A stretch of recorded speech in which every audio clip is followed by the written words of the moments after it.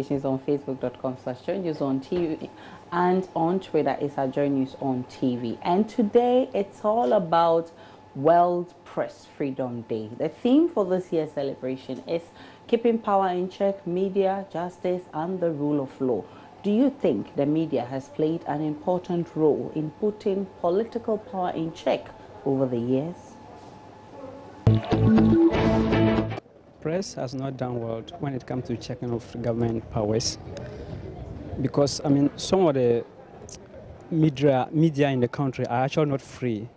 Yeah, because I mean they are of the view that maybe when they expose the government mistakes and the errors, maybe they are likely to be, I mean, like to be penalized. In one way or the other, they've done quite well, but it is the many failures that arouses societal interest and individuals to, I mean, look at what's really happening. I think anytime you tune into the radio or, I mean, you try watching television, you know, some of the TV stations or the radio stations are, I mean, partisan oriented, or they have political affiliations and all that. Sure. I think they have done well. But there's still room for improvement. Maybe a few years back, so many of the things that people do now that you get to know of wouldn't have been made known to us. Sometimes they do stuff that don't get to us. But these days, because of radio stations and TV stations like your station, we get to know a lot of things, and that's quite great.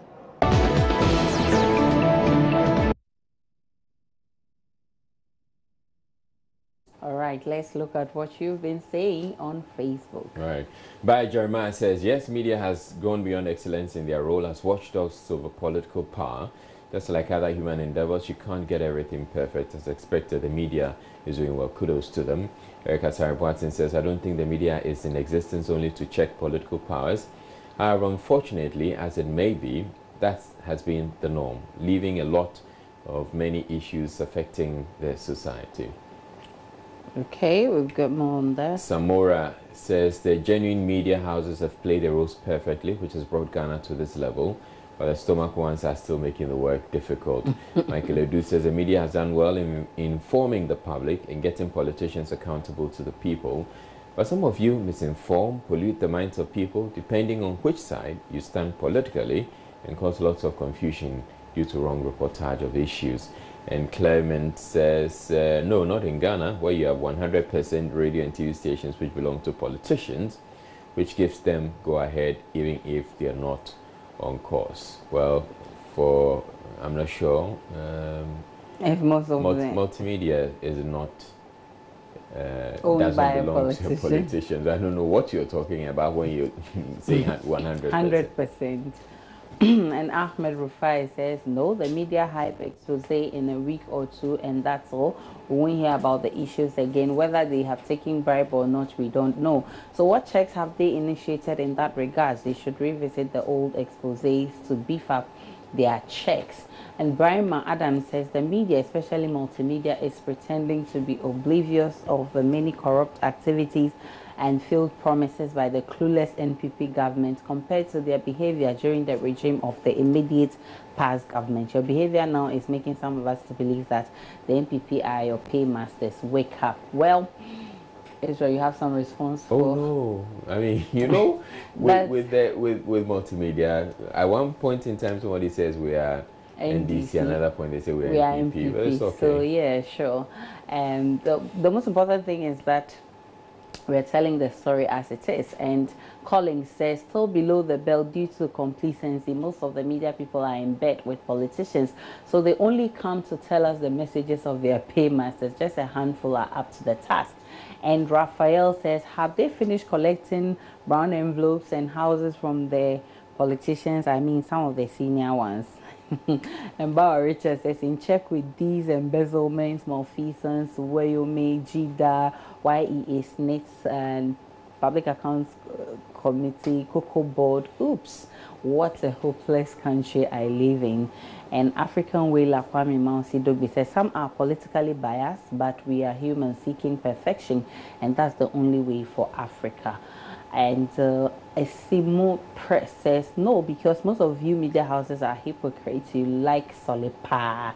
And Yebo Solomon says 30% out of 100%, because most of the media houses are so partisan. Huh.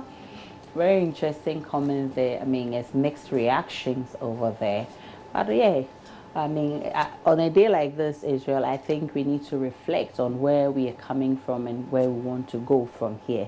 But I think that we haven't done bad over the years, but we still want to improve on what we've been doing. Sure. And also, the registration of the National Identification Card will begin this month. The latest date follows 3 previous deadlines which were not met by government. Are you confident that government will meet this deadline? Yeah, cheater, unfaithfulness. There's so many things that can turn you off in a relationship. So I believe it shouldn't be one, it shouldn't be two. That there are countless people have basic like motives that they take into relationships. So I believe mine is a cheater. Like hacking my phone, lack of trusting me. You just hack my phone to know.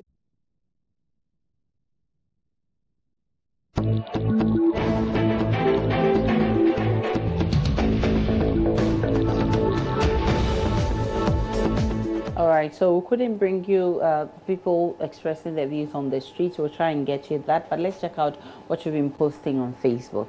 So Bernard Miles says, I would rather have them delay and ensure things are done correctly or one time than to quickly deploy something and it's a complete mess. Won't work and cause financial loss. I'm sure that's what you want to say.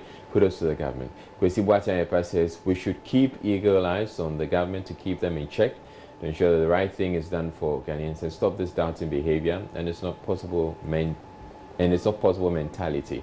Ghana is surely working again. Ben Che says his many deadlines for the issuance of this card so far. The deceit of this government is just too much. #419 government. While Anua Kwetia says, thank you MPP government, you promised and surely you will deliver. And Samuel Abuaji Mensah says, this is the best way to stop corruption in our country.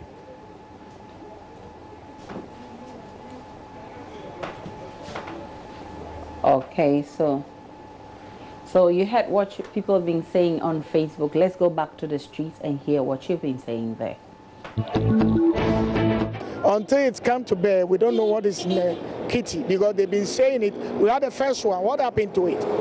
And then the next one, and who's paying for it? It's our taxpayers' money, isn't it?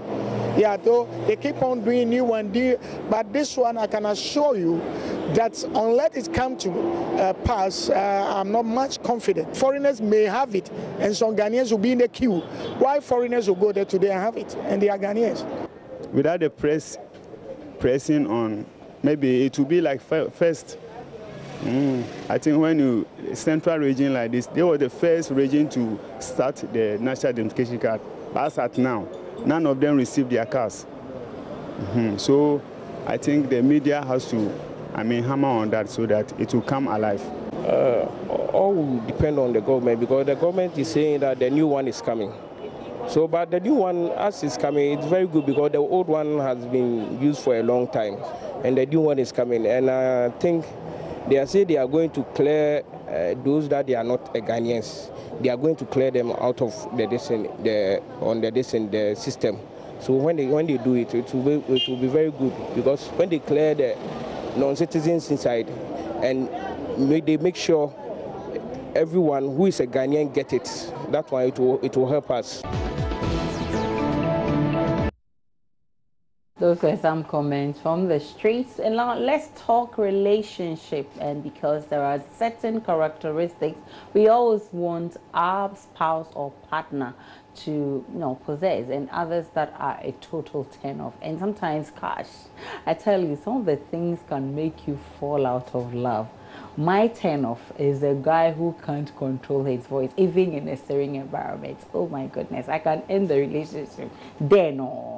So what's your biggest turn-off in a relationship? Yeah, cheater, unfaithfulness. There's so many things that can turn you off in a relationship. So I believe It shouldn't be one. It shouldn't be two. There are countless people. People have basic like motives that they take into relationships. So I believe mine is a cheater.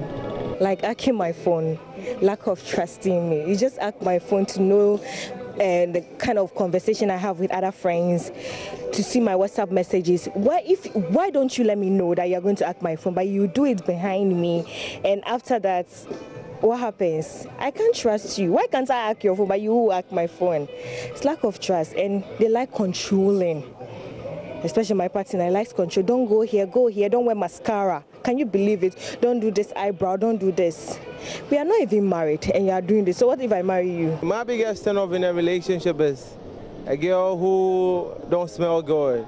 You see, sometimes girls, they kind of stink. If you're a girl that smell good, fine, I like it. But if you don't smell good, honey, trust me, when I hear your scent alone, I get turned off. Trust me, that pisses me off. When my boyfriend cheats on me, it gets me pissed off, and I don't feel like continue the relationship anymore with him.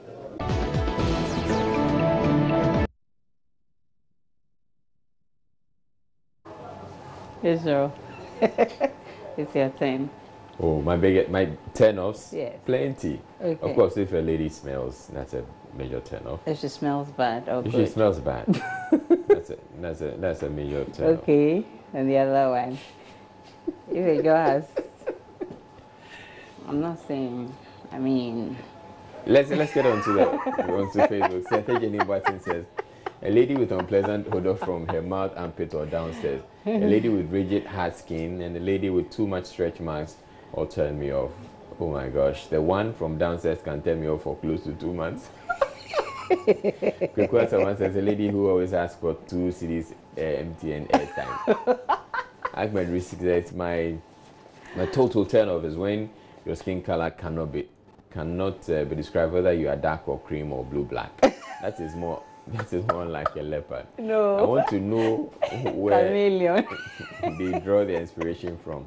Edusu Matilda says a guy with terrible mouth odor. Bayo Jeremiah says my biggest turn off is when all the why questions start trooping in. Melissa Mefada says a stingy guy is an enormous turn off. Heavens, a poor and proud guy.